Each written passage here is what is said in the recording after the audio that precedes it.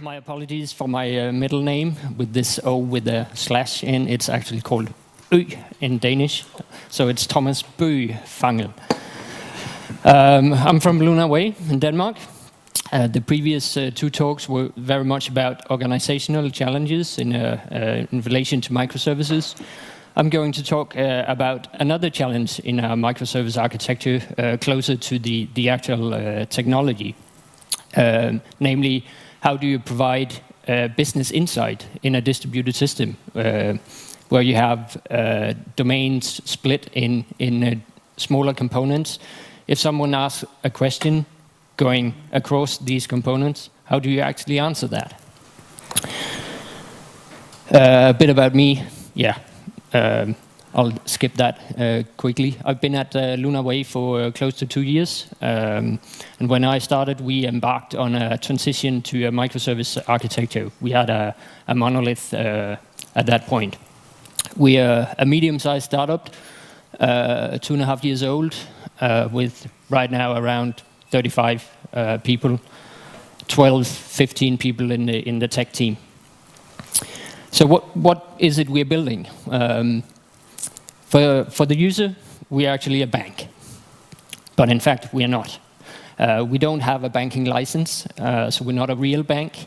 We are providing our experience on top of an API to our partner bank. So all the users' money are safe in the partner bank, and we're building our experience on top of that. We're trying to be different and challenge the often pretty boring ways of traditional banks. Our primary target group is younger people with a simple banking requirement. And a big differentiator is that we are a smartphone-only bank. We have no physical branches. We're only on the smartphone. And as you can see from this marketing material, we also try to communicate at the level of our users using their preferred channels of communication. Our primary way of communicating with our users are actually Snapchat. We have, in the marketing department, we have one employee who has the nickname Snap Queen. Our catchphrase is make money matter, and that's what it's all about, making our users' money matter. Okay, so the problem.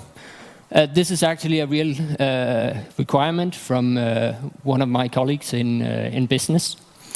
He needed to get some numbers on our travel card users. That's a prepaid multi-currency card.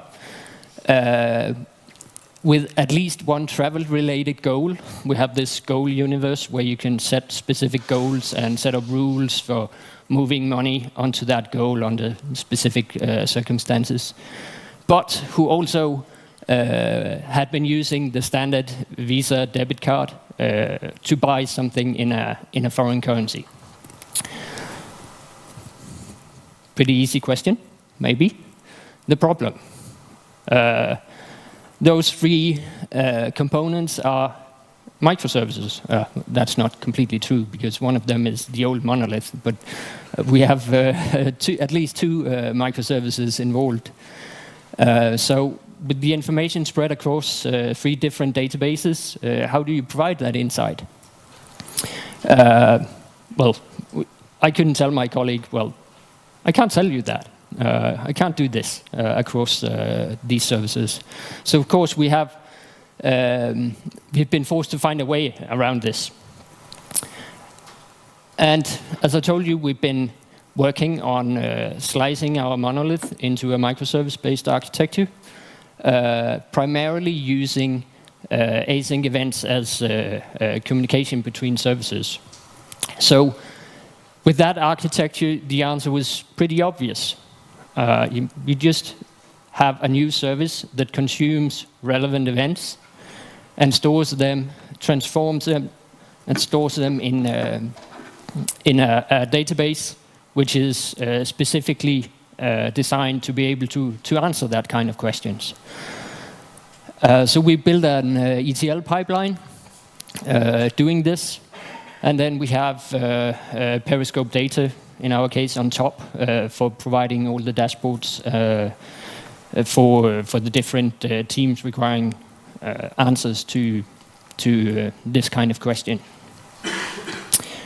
So, what is it we have built? We have the KPI service building these different pipelines, mapping events into a standard data warehouse star shape schema. It comes with a sidekick, which we call the CLI, which is used to do batch jobs for bootstrapping. Since it was a journey, all the pipelines were not made in one go, so there were a lot of examples where we needed to actually get the data from the old monolithic database into the KPI database. So we did that with this CLI tool, implementing batch jobs. So based on the historical data, the CLI could produce the same events as in the runtime system. Send it onto a different queue, but inside the KPI service, it's just the same pipelines transforming these events. Organizational, we are trying to do feature squads, very much inspired by Spotify. So it's also very important for the different feature squads to be able to take ownership of also the KPIs related to a feature they are developing. So it has to be some kind of self-service model. They should easily be able to create new pipelines to get the data into the KPI database. So there's a procedure for doing that. First, define facts, new dimensions, if that's needed. Generate DB schema and repos, implement the pipelines, set up event consumers, and optionally, if it's required, implement a bootstrap of the data. It's all implemented in Go. So here's the next 3 slides are actually some code. Facts and dimensions are structs. This example is a change in the account balance on a user's account. Then we're using templating to generate a repository and other stuff related to the database. We're using Go's templating system to do that. And then we've implemented a small library for defining these pipelines.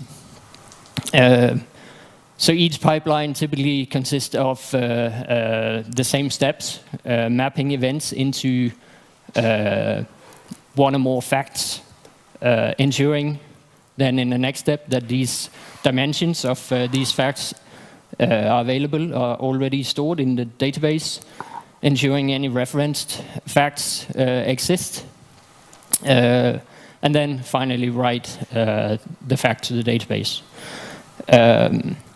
The third step, ensuring that any referenced fact exists in the database. We have to do that because we cannot be sure that if 2 events having to do with the same domain, where one references the other in the KPI model, we need to make sure that we are not dependent on these events getting into the KPI pipeline in the same order. So we have to make sure that if there's a reference to a fact, that we can actually just create the entry in the database with the ID, and then the event actually populating that row will maybe come later. And the last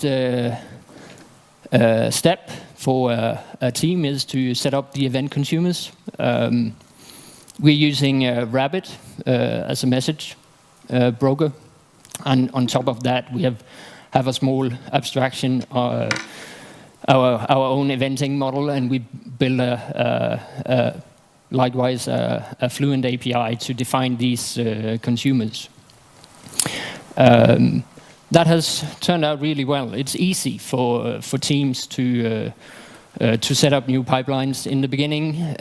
They of course needed some help to get going with this, but right now it's actually working pretty well. New features coming out will always also have a KPI pipeline. So wrapping up, key takeaways. If doing microservices, you also have to think about how to provide this business insight across services. Your colleagues in marketing and business won't accept that you're not able to answer those questions. Business model events are extremely well suited for this kind of thing. It's so easy just to tap into already existing events, transform them in any manner, and add new functionality this way. And lastly, if you're building your organization around autonomous teams, they should also own this part of a feature. Yes, that's it.